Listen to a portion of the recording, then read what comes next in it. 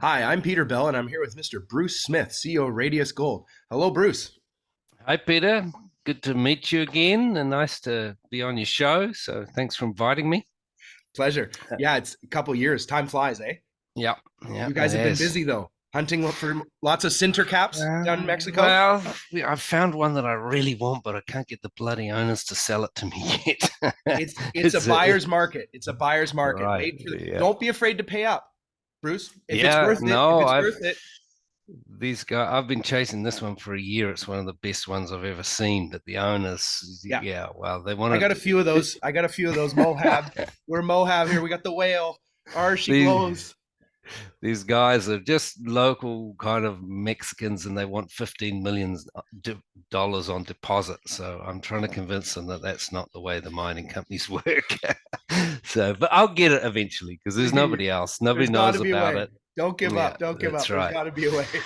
But we've got a lot of projects, but that's a Cinta project that'll come up this year, I think. We've got very close 2 days ago to them signing, and I've been chasing them for a year. So, Yeah, it's interesting to hear but you say that, because I know you guys have some quality stuff, and yeah, it's it's good to hear that even you guys are still hungry for more, right? Like, we're always looking. We never ever stop. These yeah, guys in the photo there, that's Javier, my senior geologist. He's hilarious because he's 75, and I think that either he doesn't like his family or he's not getting on with his wife because he's never home. He never goes home. He's yeah, just in the field every day. yeah. And I over COVID, I told him, "Look, Javier, you're 75, mate. You should like isolate." And Easy. he goes, We "You need have you. a no, I was trying to get him to stay home. He goes Yeah, to me, "Look, exactly. I can't isolate, Bruce. If you've got a choice. You either put me in the field somewhere, or I've got." Well, he's always got ideas. He goes, "I'm going to the field, and I'm going with or without you. So Yeah, it'll be with you as a company or yeah. without you. But I'm not staying home." So he worked right the way through. Right now, he's looking at a new place. It's early days, but we've found this area in Mexico that is not really explored at all, out in the desert, and there's just gold draining from all the basins. So we don't know where the gold's coming from. We're panning it from like a dozen creeks, and Yeah. there's local alluvial workers, and they're mining the alluvial gold, but we just don't know where it's coming from. But it's in a volcanic basin, so they're out there now prospecting that, trying to find the source of the gold. So we never stop looking for new projects. Um, and we never stop looking to figure out how to fund them. But what I can show you briefly today is what we have been doing. Right, if I can get the screen to work. 1 second. Here we go. So that's our team. It's not a big team. I just show everybody. So we've got the good, some gray hair on the on the right hand side, which you need. Simon's been around forever and founded many companies, billion-dollar mining companies, and then we've got our country manager, Rally, and then Javier. So it's a small team, mostly Mexicans. Um, and we work in mostly Mexico. We do it. We've actually got a team in the field in the States right now working on Hmm. something else that Oh is, wow. we've got a lot of gold coming out of somewhere in Nevada that it's Yeah, hard to believe, really. But yeah. when it's too good to be true, sometimes it's not true. So I've But got a go and team. check, please, Go and before you check. just dismiss it out of Yeah. hand. Please send somebody. Go have a look, All right. because Doug flew sometimes there it's true. yesterday.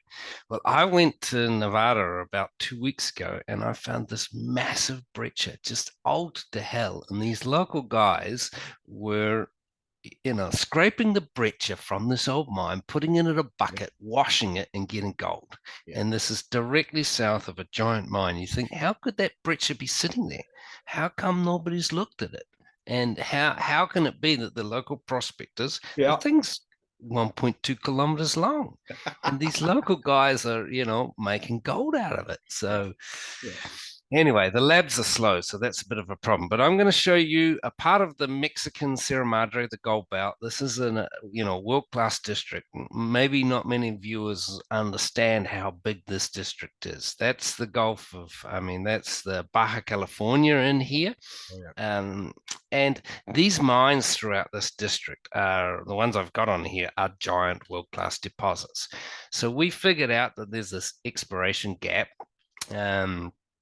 I guess we went up there because there was a prospect and there was nobody working there, and we figured out why, because that's called the Golden Triangle, and it's not like the one in Yeah. BC, the Golden Triangle, where this is a Golden Triangle because it's Sinaloa, Durango, and Chihuahua, the triple point junction, and that's where the cartels were, and nobody wanted to go there for a long time, but we went up there and we found a few projects. So we found Amalia and we found Plata Verde, and they're both interesting and both in joint venture.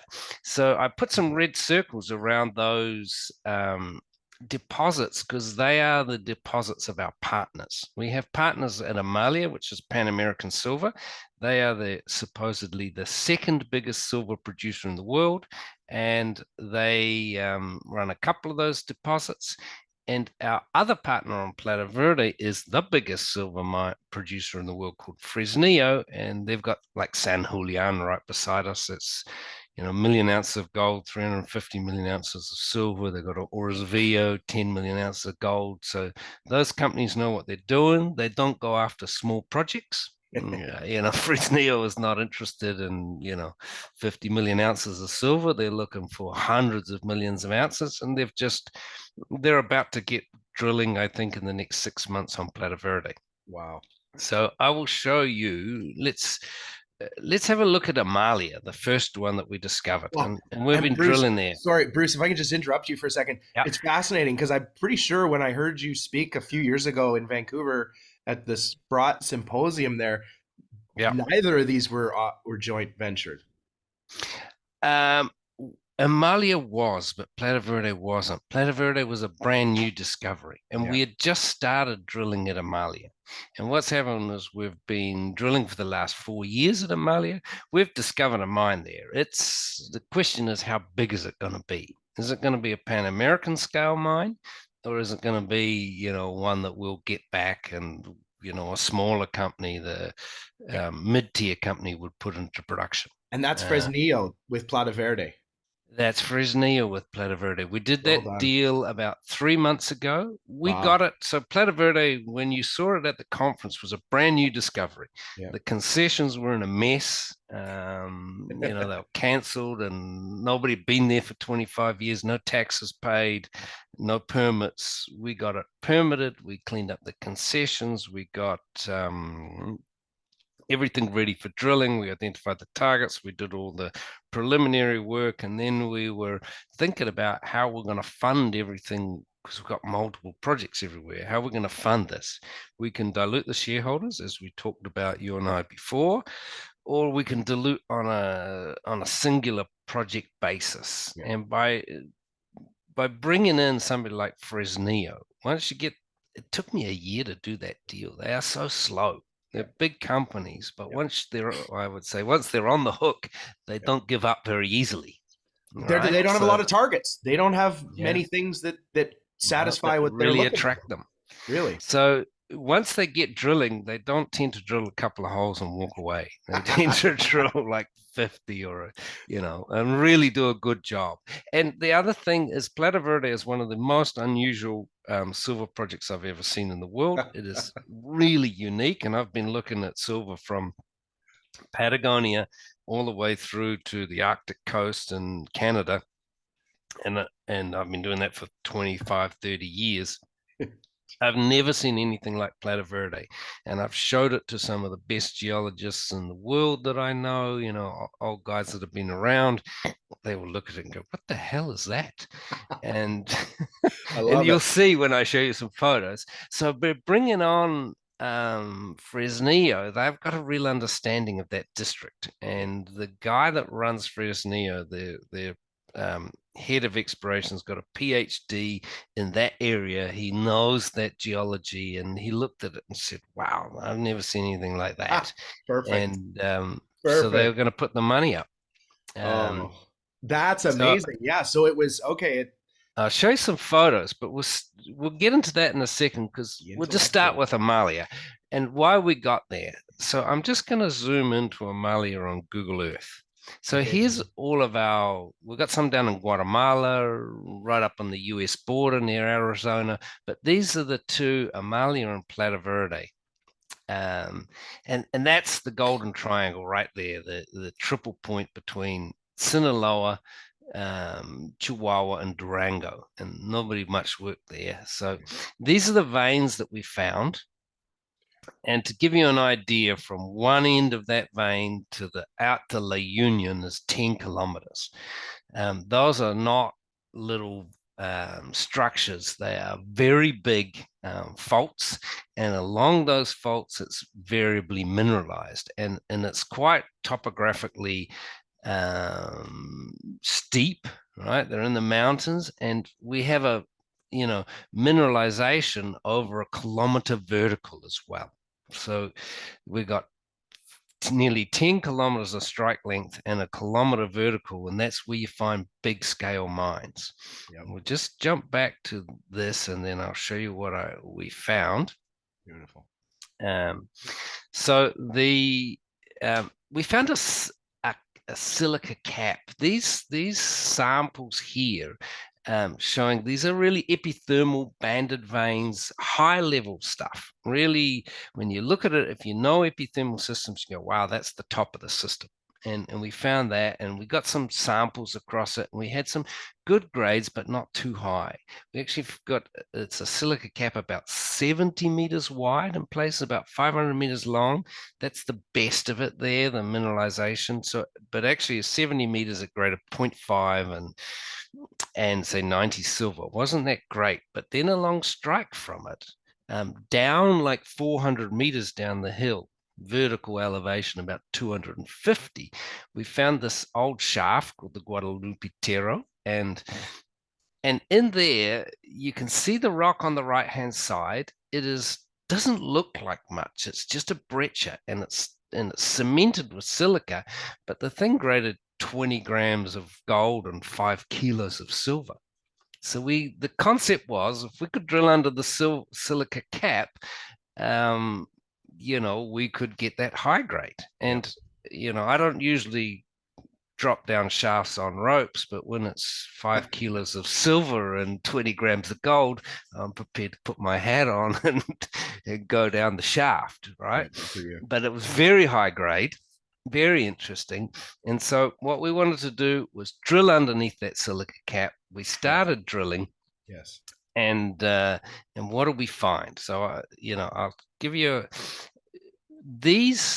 this image here on this side. You can see the California vein, the Amalia vein, the central one, and the El Cuervo one. The thing to note is the vertical elevation. This is a kilometer, right? This California is way above, and it's really big. So if we go back to that Google Earth image, you can see that California, if we zoom into the mountains, the Amalia Central is this bit over here that we drilled. You can see the drill holes all in that little bit. Yep. And the California vein is uphill 400 meters. Right. We've just found some more veins recently, and that vertical zonation is really important. We drilled this Amalia first, the central part of it. Why? Because there's a road down the middle of it. We didn't drill out here yet too much because there's no road. So we just drilled where the road came to. And the same with California. We drilled a section of California, not the whole thing by any means. Yeah. It actually goes, nowadays we've got it mapped another kilometer out here, but we drilled the bit where the road came through. You can see it over here. And so that gave us access to that bit, but we haven't drilled this another 2 kilometers to the north. We did bring in a helicopter to drill that target down there, and we've now got a road into that one.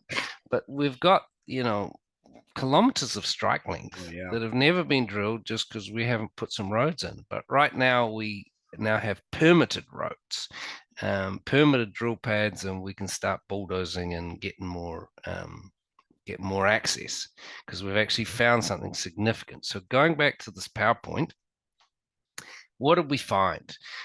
This is the Amalia Central. It's a long section with, how do you explain it?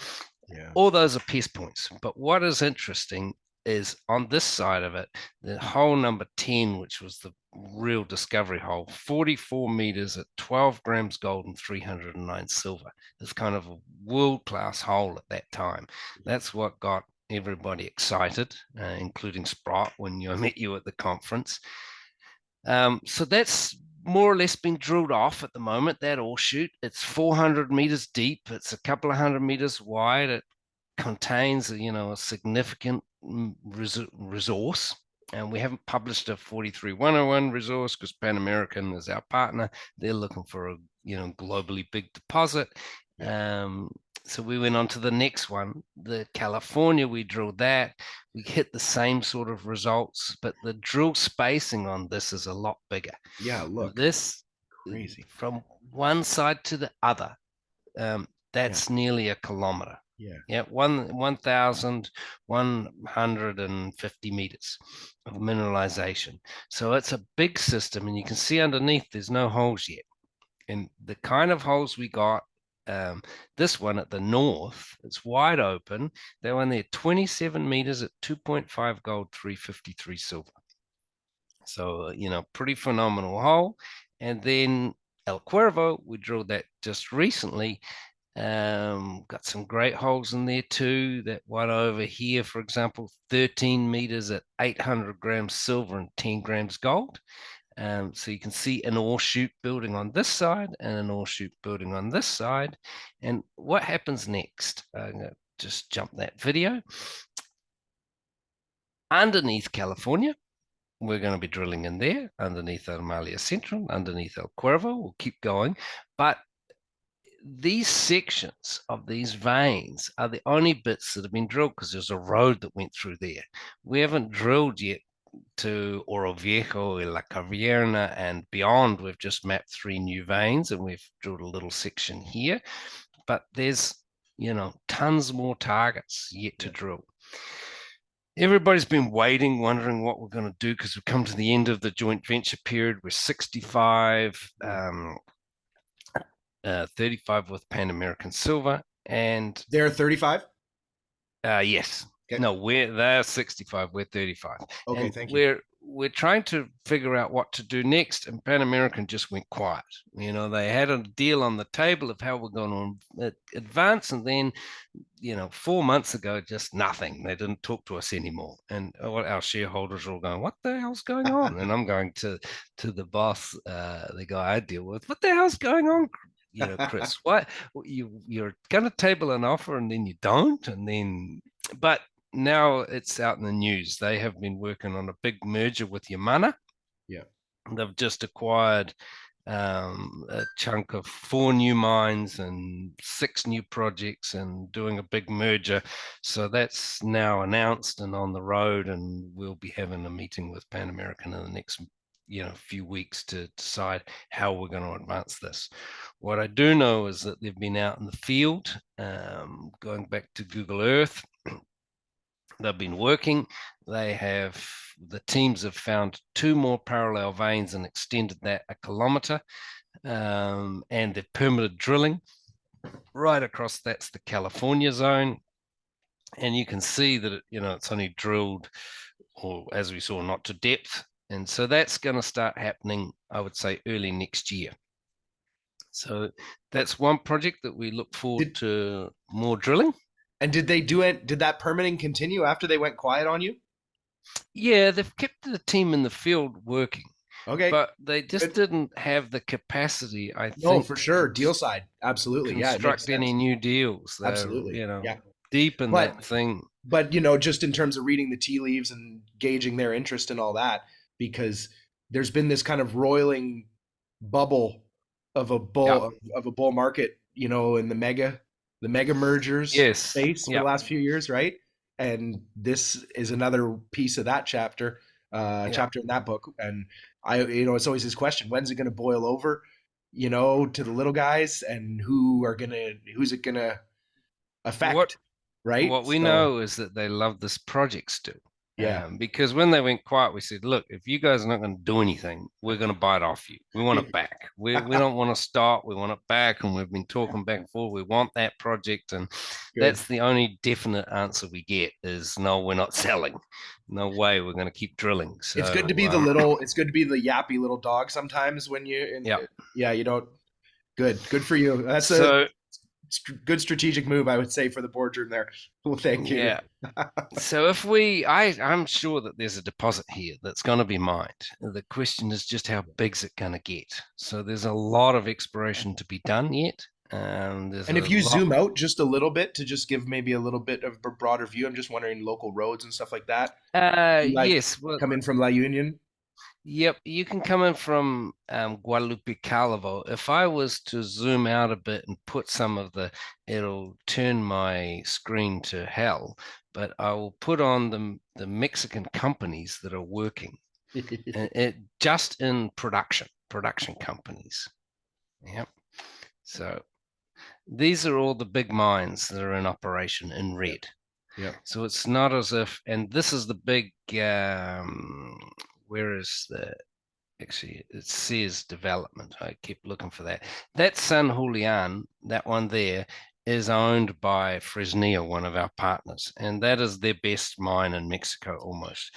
Wow. On this, I've got it in orange, says development, but it's actually been in production now for several years. It's a large scale deposit.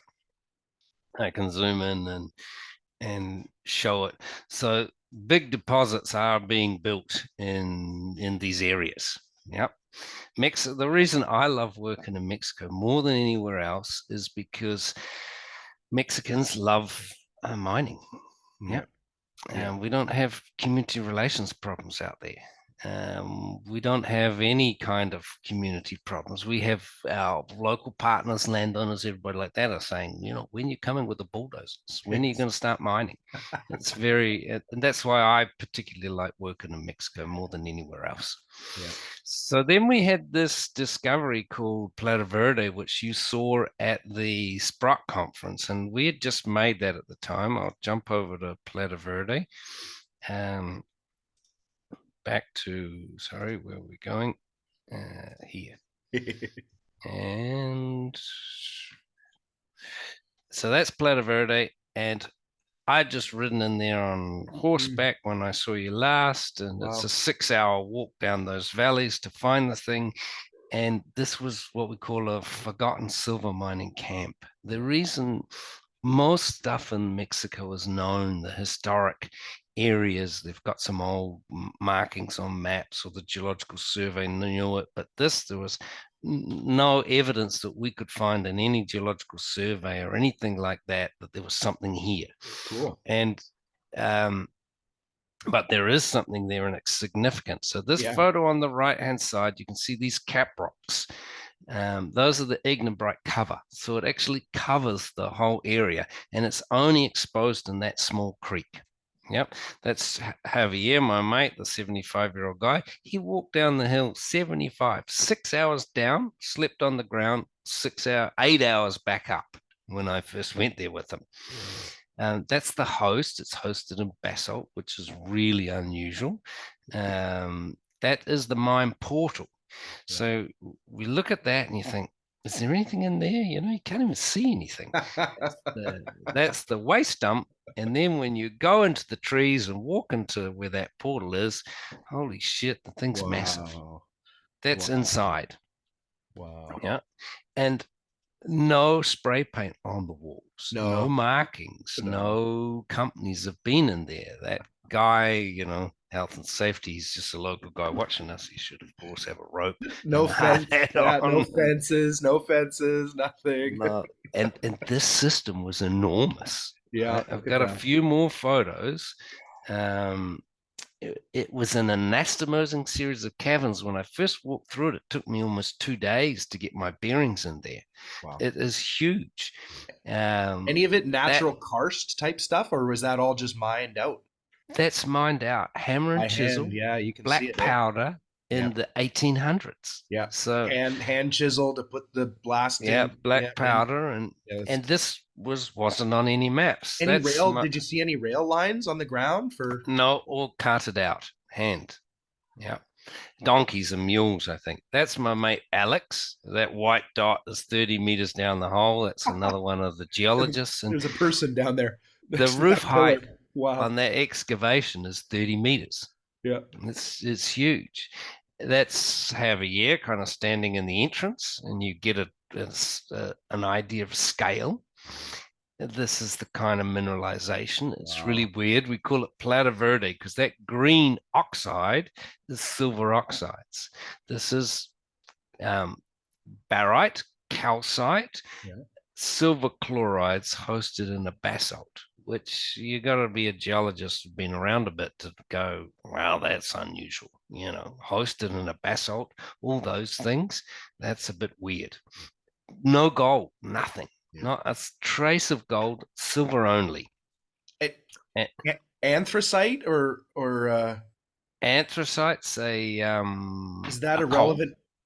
This is silver chloride. So Bolanger, I don't remember all of the names of all of them. I should, of course. But it's the salts, the silver sulfur Yeah, salt. silver sulfur salts, Belangerite.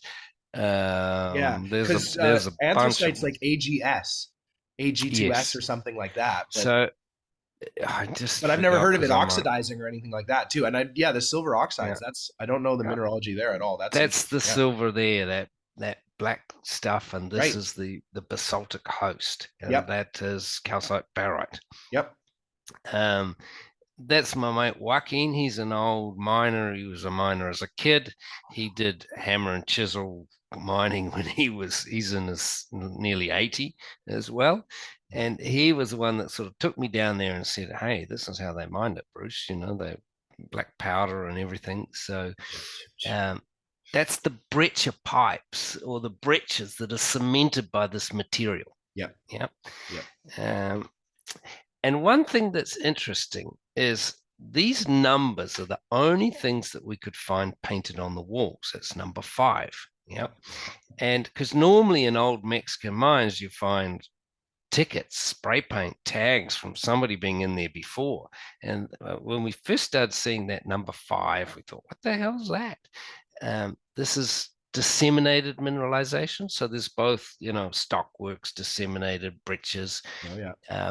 But the interesting thing is that's Joaquin. That's L1. That's chamber number 51 or 49. Can't forget my Latin. 51 mining chambers. We found 56 mining chambers, and the scale of these chambers is large. Yeah. Yeah. Yeah. So clearly. what comes? And did you do any volumetric estimates of? I think they took voids? Taken out 1 million tons. Those guys, historically. That's impressive, isn't it? Yep. Wow. And so what are we going to do? I was going to jump over to Google Earth for a second. Plata Verde. So if we zoom in, we now have, when we first went here, there was no road. Yeah. Yep. We have now pushed a bulldozer road in within a kilometer. Fresnillo has got a camp there now. They're working on it. We're going to extend that road and we're going to start drilling within 6 months. So those are the projection of the mines underneath the surface, right? They're sitting on the surface because I've just projected them there, but you can't see them when you're there on the surface. You have to go into the tunnels and they're all in underneath. But to give you an idea of the geochemistry of it, we'll go to silver and we'll start with all the samples in the mines at anything exceeding 300 grams. Yep. Anything exceeding, these are the mineable grades underground. And so we detailed sampled the underground.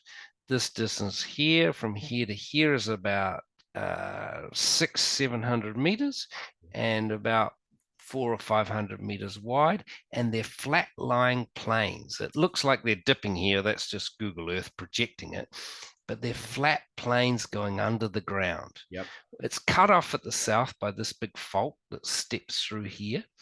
But what happens to the north, they could go forever under there or out under this direction. And we've Just done some calculations on what it could be. And there's two targets. One is just follow the mantos, keep following them. The other one is find the feeders. Yep. And I'll just jump across to finding the feeders. Right. that's So that's a yeah. line Oh of wow. geophysics we put across it. So you can see clearly this Oh is to wow. scale. So that's the mine's to scale. About these ticks on this are 100 meters. No, 50, sorry, 16 to 1650, 17. So they go in, like that's 100 meters. They go in from the surface about 150, 200 meters underground. And that's the cap rock on the top. So we can just chase them out underneath. Yeah. But what we really want to find is what's pumping the fluid in. Oh yeah. And so we'll set up here, hopefully with Fresnillo in the coming 6 months, and we'll drill short holes in to discover the extensions of those Yep. mantos Yep. and just continue those holes down to drill through the feeder targets. So it's Yep. just through here. That's a nice hole. That's a nice hole. Yep. Check that resistivity high too, if Yep. it's a different geological unit, right? And really, if What? it's guiding Yeah. those flows, those fluid flows around. This Fascinating. is just showing a break of some sort. I wouldn't say that that's really a high resistivity target, but it's showing that directly underneath the mines there's some sort of significant fault break, and if we can drill Yeah. through that, then we might find the feeders. And that fault, that subterranean fault, that corresponds somewhat to what's going on at surface, the edge of that face of coming around Yep, there. And that's right. you know, if you really want to push those fluids up and guide them into whatever kind of, was this a sedimentary unit at some point or something, or no, because it's the It's breccia a fill. basalt. So It's a okay, sorry, basalt. thank you, But thank you. But something happened in there to break it up. Maybe it was the faulting with the movement to create yeah, the spaces for the liquids to get in there. It's a pretty. I generally don't like geophysical stories, right? yeah, that's Because they're just never a anchored by useful a mine. tool. When you have a good Yep, geophysical story that's anchored by a mine that's so puzzling yep, in certain aspects like this, it it comes together very nicely. Yeah, yeah. So well done. we'll be drilling that soon, and it's taken us a couple of years to Are get you going to do there. more lines of geophysics too? Like how much coverage do you guys I have think there? it's ready to be drilled. I don't think there's any need to And would you drill from to in the mine workings underground, or that's just both. logistically? Yeah, okay, Both, cool. because you can get in here into the base of these mines and drill up and drill across with lots of short holes. Yeah. Fresnillo found, and I've been looking at a new drill rig. I went and had a look at one recently that costs $100,000. It's a Yeah. small rig. You can put it in the back of a car. It will drill 100-meter holes at BQ size, and it's cheap, Yep. very, very cheap. And Yep. not many Canadians, like I come from working in Australia where there's, so many different types of drill rigs. Yep. Canadian companies stick to diamond drilling and It's NQ. That's so it. frustrating. It And drives me crazy. I looked at these tiny little rigs, and because nobody uses them, no Canadian companies do. I was kind of, I don't know whether that'll work. And I went to the head of Fresnillo. I said, "Have you ever seen these?" He said, "Yeah, we use them to drill 10,000 meters off the cliff faces at Orosvio." We see because it was so hard, the terrain, we lowered them down the cliff faces and we drilled 10,000 meters, and that was a key to discovering the Oh, Orosívo deposit. The Orosívo deposit is 10 million ounces, and that's gold. our partners, and they've been using these things for ages. I think they're going to bring them Wow. into those mines and short 100-meter holes from inside the mines at low cost. That's what it It's is, Bruce. That's what it is. Do they have a jack leg or how do they sit? They just sit on a little frame. Okay. You can drill Two legs or three vertically, or or a few different options, it's different. 4 little legs. Oh, cool. They're not like a jack leg. They're Yeah. mounted. You bolt them to the floor. You drill a little hole with a portable hand drill, Yep. bolt them to the floor, and just That's cool. drill. That is cool. That I like that. Because that's sometimes a problem with some of these smaller rigs is that like Yep, you don't. they're tiny, those little rigs, and Yeah, they're that's very cheap. think cost of drilling is about $20 a meter. Beautiful. So Yeah, if you buy the beautiful. machine. And the So speed going too, on, the speed, right? The ability to mob in and yep, get it done. yep, Get started that's on it. true. So I'll get rid It of, looks like good well, road. There is a road there now. I see a building uh, there. Is that you well, guys this at Plata Verde? this is the road that has been built just to here. Calling it Beautiful. a road is a bit different. It's a track. It's a bulldozer track. Yeah. We are right now contracting to upgrade that track to get it across the last couple of kilometers. Okay. We just had a team in there last week, and we've got bulldozer contractors in line to do that. And I think we're going to be starting in there. I just authorized the payment actually to start extending that road down to here, getting ready for drilling. And We there's nothing have in the to. valley or anything like that around there. You No, can. Yep. I mean, there's a few people that live here. There's, Yeah. as you can see, there's one, two, three, four, five little houses. These are some of the poorest people I've ever seen. Wow. They are, desperate for work and they are desperate for access. So they're very happy if we bring that road across. They'll be able to get, they'll save them a 5-hour walk out Any to any school. stories? Any stories in their community that you know about the history of the mine, or is it just totally No, lost? actually, that's weird. We asked the oldest people there, Yeah. were you around when they mined this thing? Do you remember anything about it? They say no, not even our grandparents knew. Wow. So we track it to we Amazing. found an old document in the United States actually that said a name from this area called Sapuri, Yeah. and they said that there was production of a few thousand ounces of silver in the 1880s or 1890s.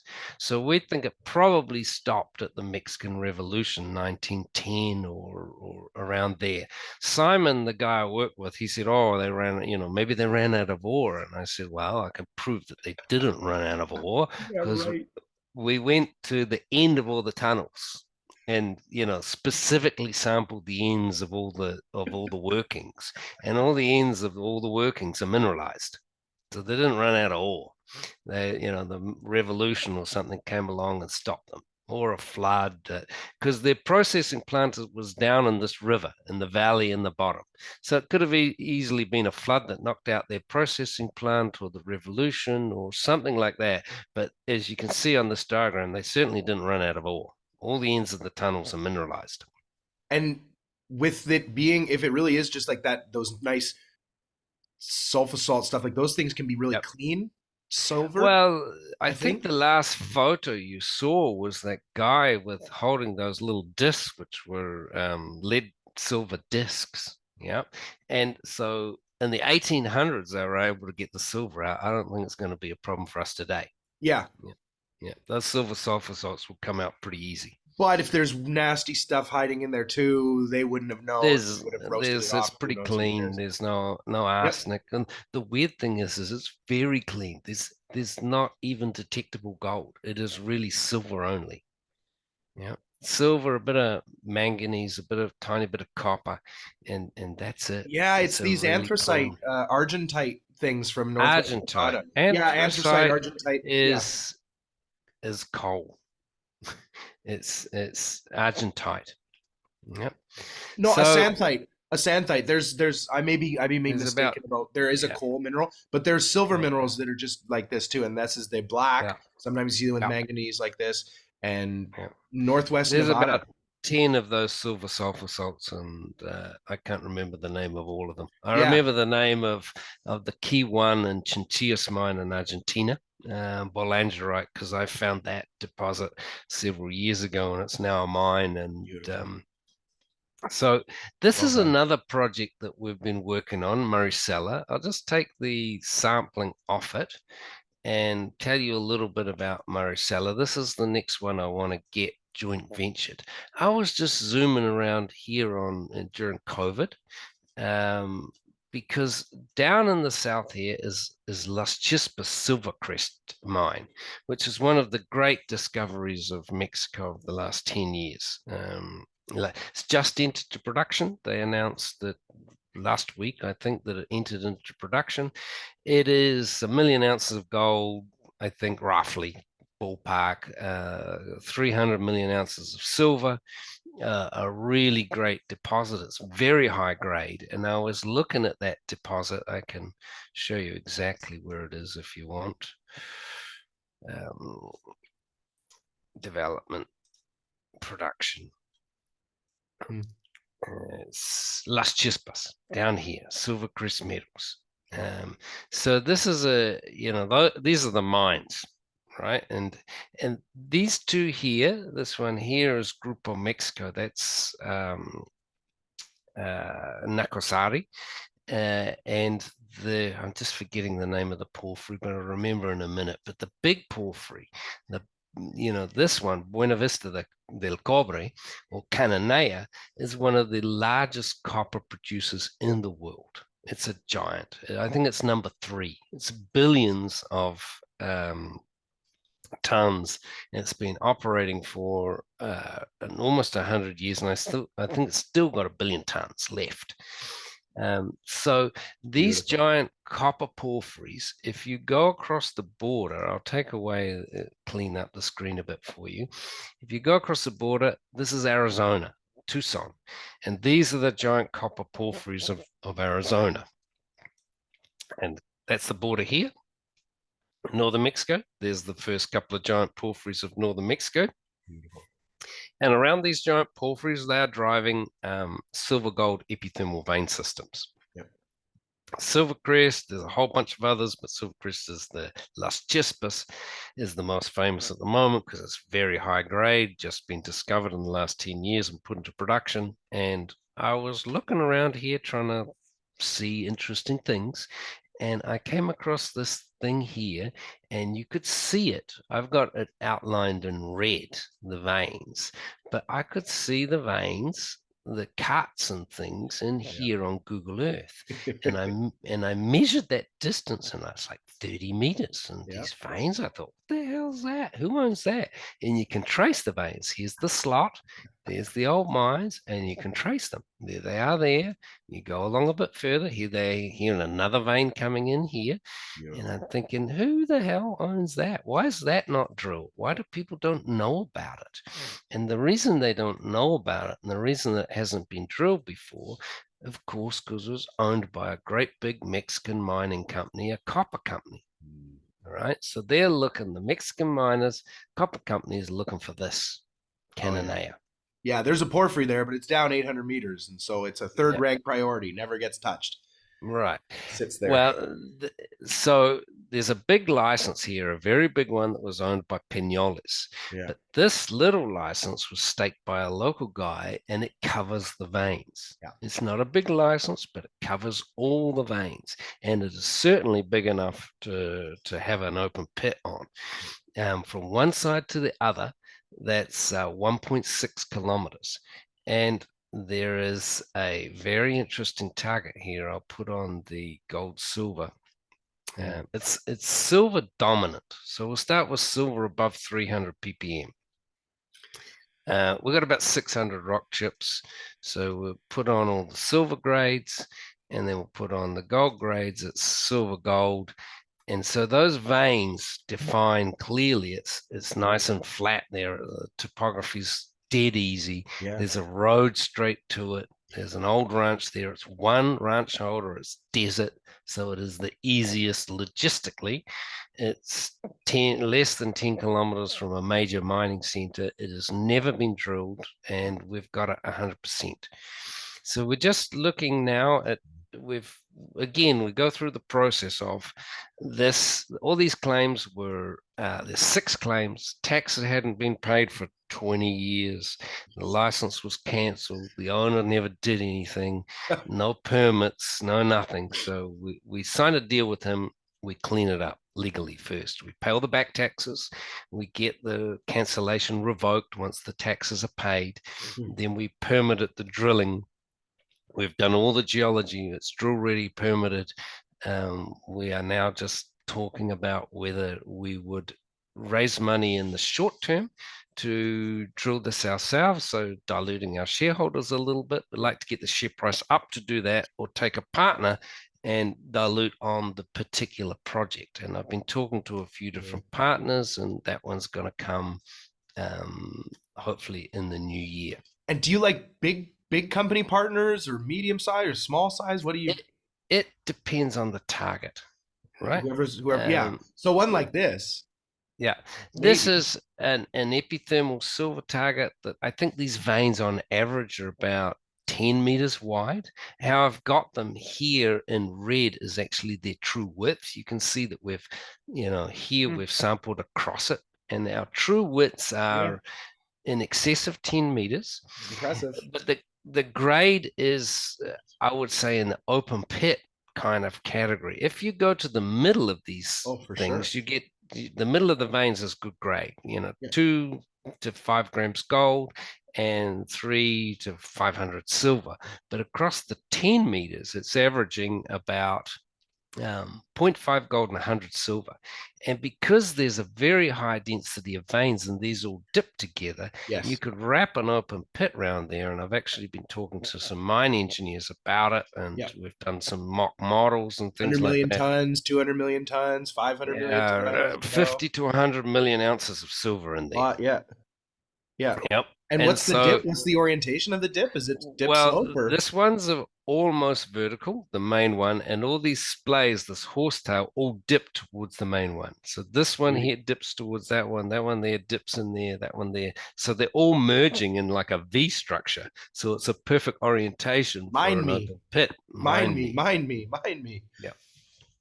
So there's that one, and then we've probably been Beautiful. talking for a while, but I've When did got that one come on the table? well, I've been working on that for the last 2 years. Yeah. From the time that I first saw it on Google Earth, it took me a long time to find the owner, identify him, buy it off him. And I bet.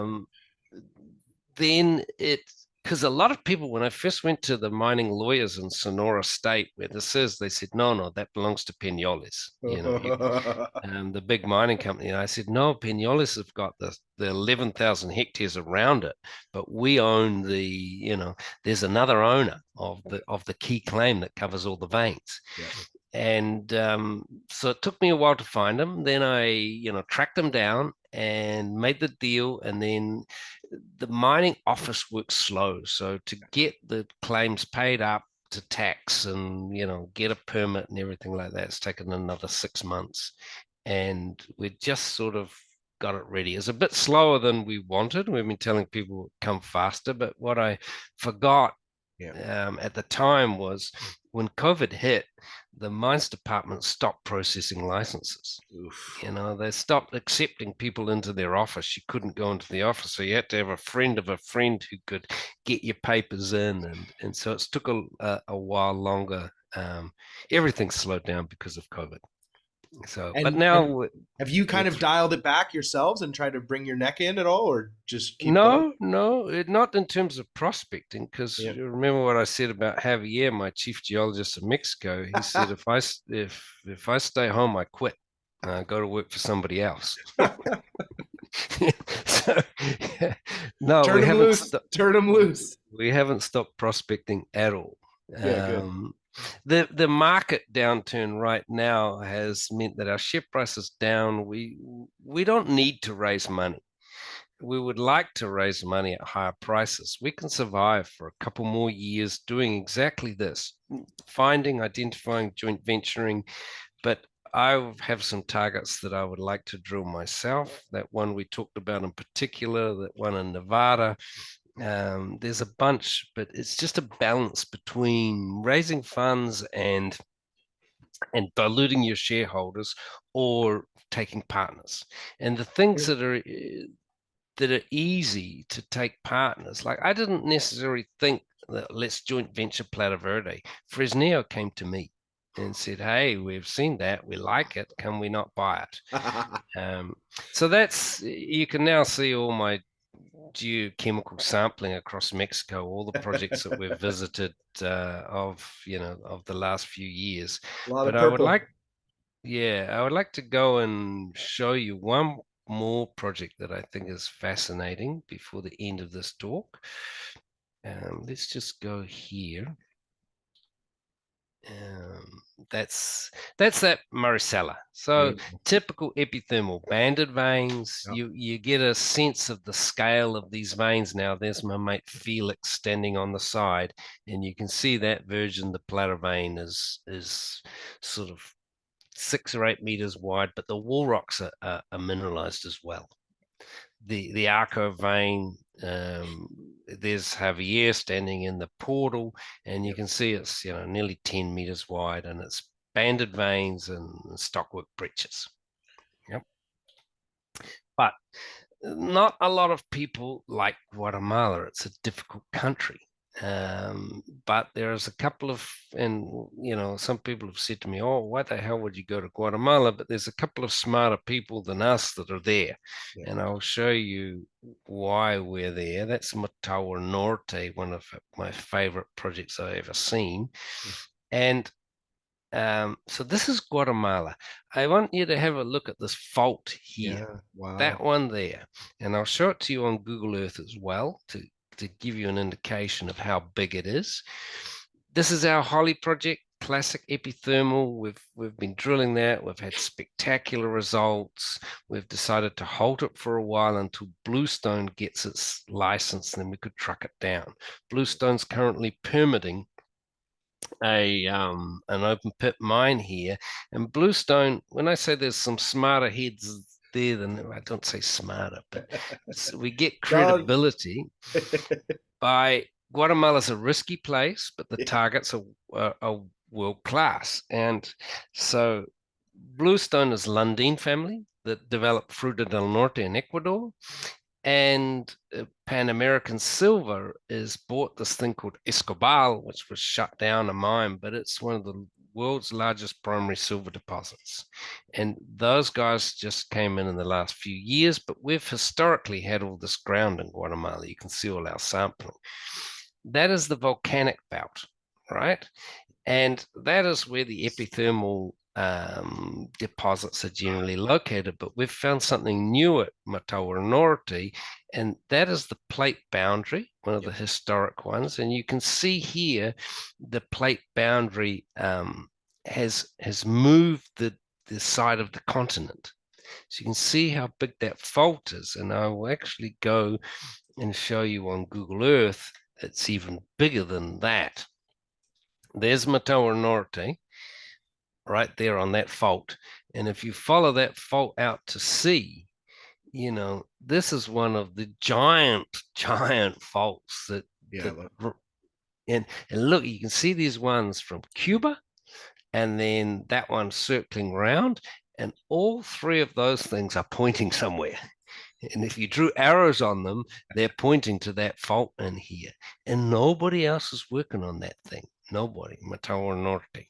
And admittedly, it's Guatemala, but I want to show you what we found there.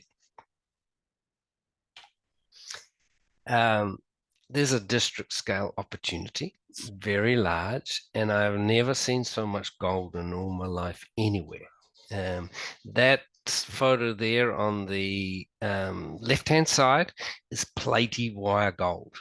This is Rodrigo, our prospector. He's Guatemalan. He's been working with Simon and myself, well, with me for 25 years. But Simon's been there. He found that Cerro Blanco mine nearly 25 years ago. And they've cast, and you can see that it's not a lot of outcrop there. It's all covered the ground in this float material and boulders and shit like that. But these boulders are filled with gold. Just about every second one you pick up, you go, holy shit, there's gold in there. And so it's an orogenic system, different to epithermal, plate boundary fault. It's common in these orogenic systems in the veins to have erratic, very high grade gold. And that photo at the top is that's the quartz veins. That's grading 320 grams of gold. But why I like it so much is because this photo down the bottom is quartz sericite schist with stockwork veining. So that's the host, and it's grading 100 grams of gold. So when you get the host grading, 100 grams of gold, and that district that we're looking at that has all this high grade is 500 meters long, 300 meters wide. Admittedly, we don't know what it looks like underneath because it's mostly float. Yep. But I've never seen a cluster of high grades like that anywhere in 30 years. Even when I worked in Africa on, a giant 10 million ounce discovery that had 10,000 panners on it, I never Yes. saw anything like this. Yes. And where are the panners here? Was there anybody crushing rock and No, milling Guatemalans are not miners. Okay. And where does the float come from? There's no glaciation? Like what are we No, this is just all breaking off the side of the hill. And lately we've started to find the outcrops. Okay. But we're just waiting to get permitted. We can't put an excavator in there. Yeah. This is a new discovery. It's just been made in the last 6 months. I guess those samples have come up. Beautiful. And we have, Beautiful. there's quite a process to get the license granted, environmental, social. We've got all those bits done except for one little bit, and we've got the thing on the minister's desk to sign, and that's the last bit. And we're hopeful that we'll get it in the next few months. Our partners there, Volcanic, have got cash in the bank, 6 or 8 million. They're ready to start expenditure, and although it's a risky jurisdiction, the reward here is potentially fantastic. Yeah, you got it. You got it. So that's something that we are not funding, Radius. We don't have to put any money into it, but we own, right now we still own 100%, but there's a background deal with Volcanic, who's been drilling on our Holly project to earn into this, to earn into 60%. So they have the option to enter into an agreement on any regional project that we have in Guatemala, because they're doing the prospecting, they're paying. Yeah. But we would have 40%. I love that deal model. Yeah, I've tried to float an idea like that before where, one group has a bunch of projects, the other one wants to take a look at each of them. And it's like, how do you do a knockout option? How do you do a choice where it's okay, you're not going to take all of them, but you can have one or more, like figure that out. But to have that, the lot of flexibility, very collaborative. And we had 380,000 hectares of applications, right? So we've got the largest land package, and they've done all the prospecting. So we're never going to get 380,000 hectares granted. It's a big chunk of the central part of Guatemala.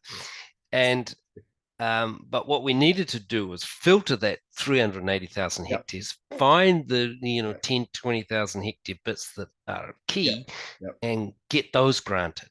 And with prospecting, boots on the ground, please, not by geophysics, please. Yeah, that's Rodrigo. Please. That guy Rodrigo has found.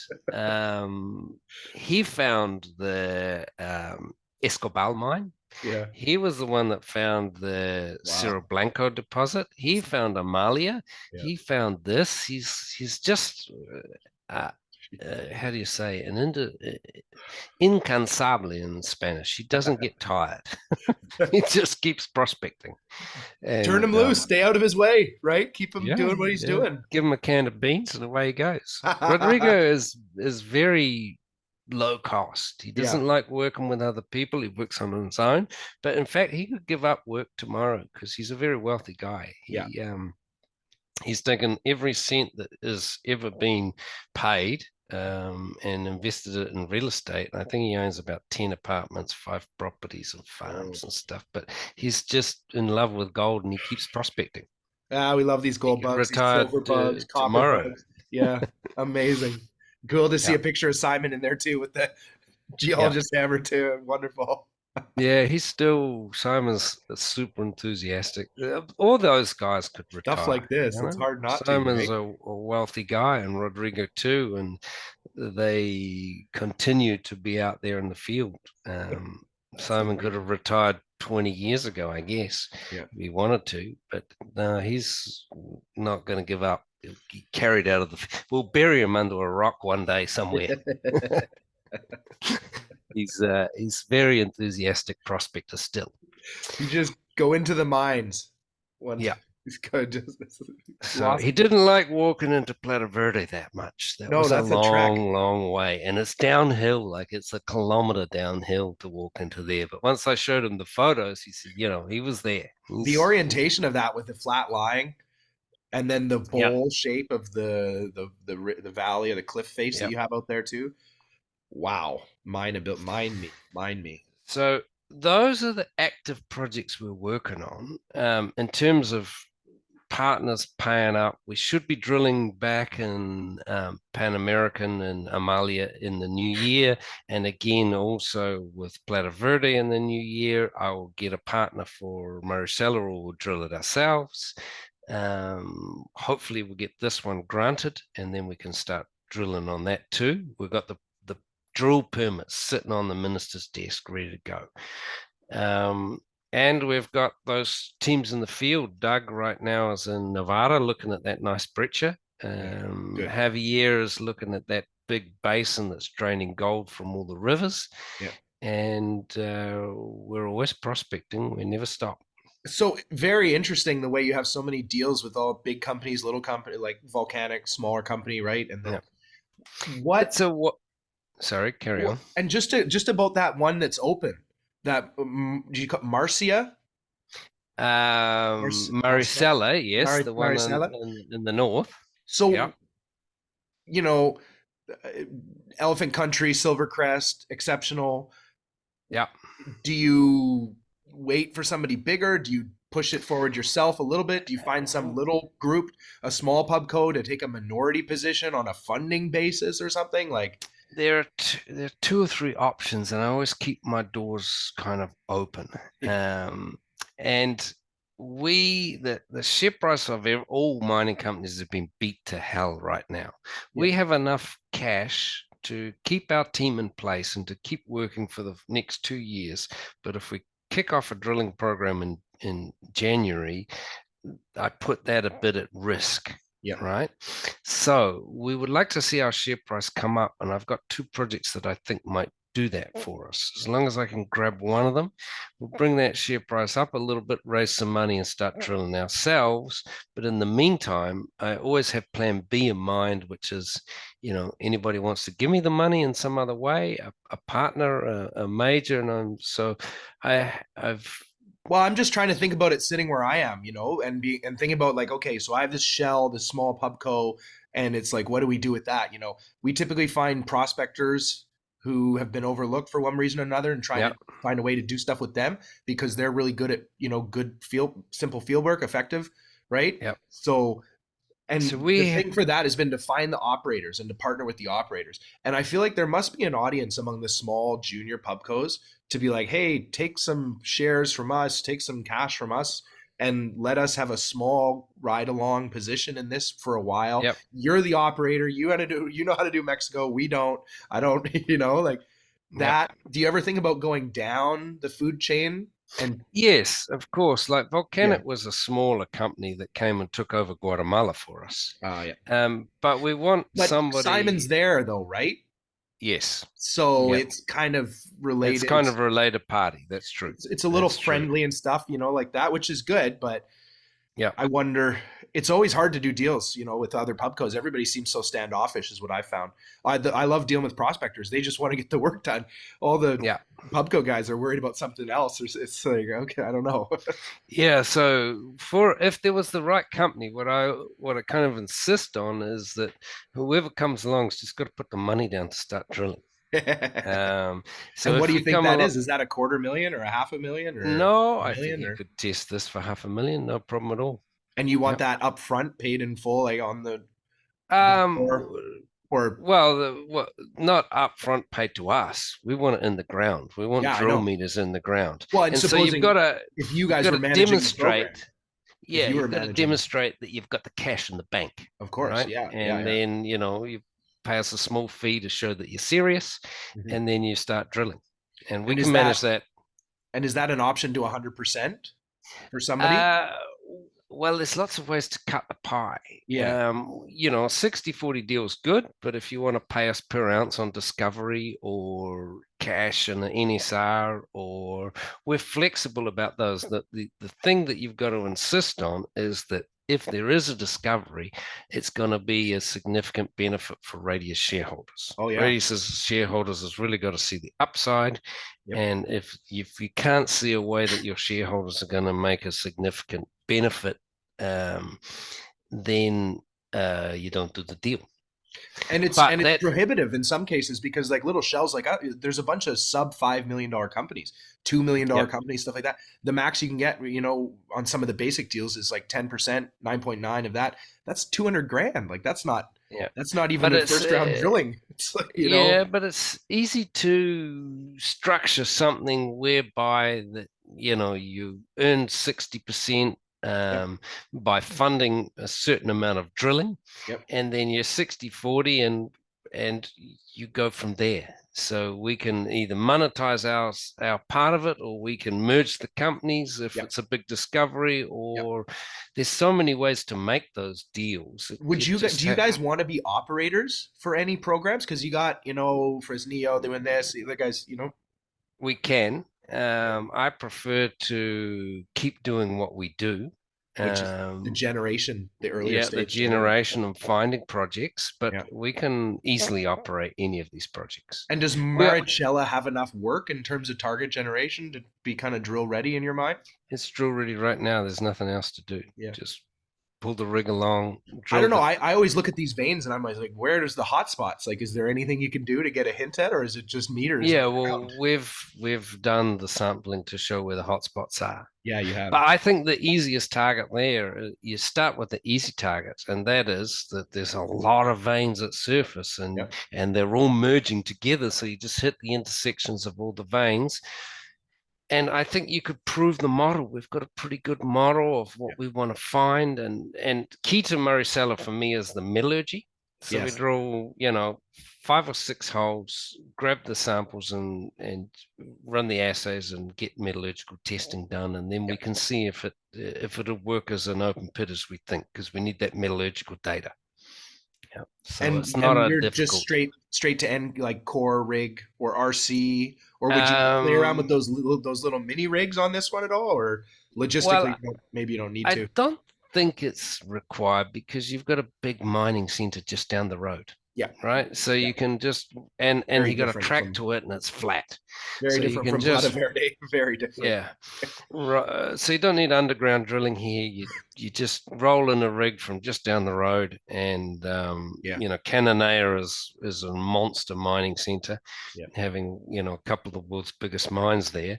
So it'd be relatively easy. I think that core or RC in Mexico, there's not such a huge cost difference. If you're in Australia, then RC is a lot cheaper. Yeah. Um, and you punch in those sort of 5 early holes along a kilometer at the intersections of each of the sets of veins coming in, and you put them in 100 meters underneath, and then you take the best section and you punch in a deep hole, and then you do your metallurgy, and then it'd be that simple. And then from there, if that works, you just have a pattern of holes. And do you do the I should yeah. Do you do the deep drilling to get the and anyways, no, fascinating. Yeah. Yeah. And I So should we've go got a we should wrap it up here, but thank you. I Yep. Amazing. That's I would have to talk to you offline about this some more, maybe. right. We have a lot of projects, and we're always Yeah, finding new ones, and I've just got to find creative ways to finance them all. So that's we well, have and that's why I mentioned these little micro shells, right? Because they need Yep, projects and they need people who can get work done as well. yep. So, Well, we can talk about that one offline after cheers. this. Well, and I But gotta go. thank you very much for taking the time to talk. I really Pleasure, Bruce. appreciate it, and thanks Well for done. listening, everybody out there, and you have a great day. We're Thank you done. very much, Mr. Bruce Smith. Pleasure. Talk to you again. Thanks, Peter. Bye. Talk to you again. Bye.